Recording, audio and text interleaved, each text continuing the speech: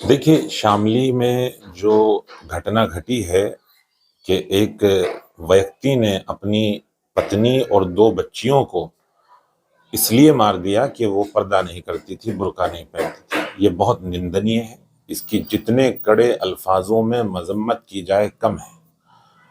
اور ہمیں یہ بات سمجھ لینی چاہیے کہ قتل جو ہے بہت بڑا پاپ یعنی گناہ ہے، اور کسی بے گناہ کا قتل جو ہے وہ پوری انسانیت کا قتل ہے۔ اور مذہب اسلام قطعاً یہ نہیں کہتا کہ آپ کسی کے ساتھ زور زبردستی کریں۔ یہ حقیقت ہے کہ مذہب اسلام مہیلاؤں کو بہت قیمتی اور اہم مانتا ہے۔ جیسے قیمتی کو ڈھانک کر اور چھپا کر رکھا جاتا ہے، اسی لیے مذہب اسلام کہتا ہے کہ مہیلائیں پردہ کریں، مگر پردہ کریں، کروائیں نہیں، زبردستی نہ کریں، کیونکہ مذہب اسلام زبردستی کی تعلیم نہیں دیتا۔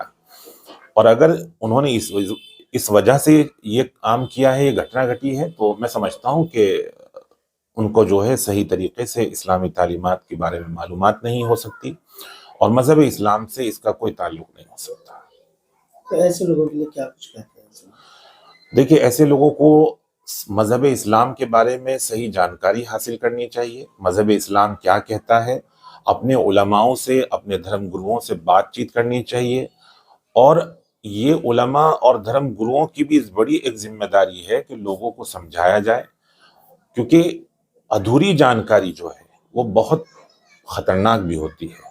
تو مجھے لگتا ہے کہ آج تمام لوگوں کی ذمہ داری ہے، تمام دھرم گروؤں کی بھی ذمہ داری ہے، علماؤں کی ذمہ داری ہے، اور عام ناگرکوں کی بھی ذمہ داری ہے کہ وہ مذہب کو بہت گمبھیرتا سے لیں۔ پردہ اور برقع پہننا کتنا ضروری مانتے ہیں؟ جب کیا کوئی پردہ نہ پہننے کی بھی دیکھیے میں اپنی بات کو دہراؤں گا کہ مذہب اسلام مہیلاؤں کو بہت قیمتی اور اہم جانتا ہے۔ جس طرح کسی قیمتی کو ڈھانک کر اور چھپا کر رکھا جاتا ہے، اسی لیے مہیلاؤں کو حکم دیا گیا ہے کہ وہ اپنے آپ کو ڈھانک کر رکھیں، چھپا کر رکھیں۔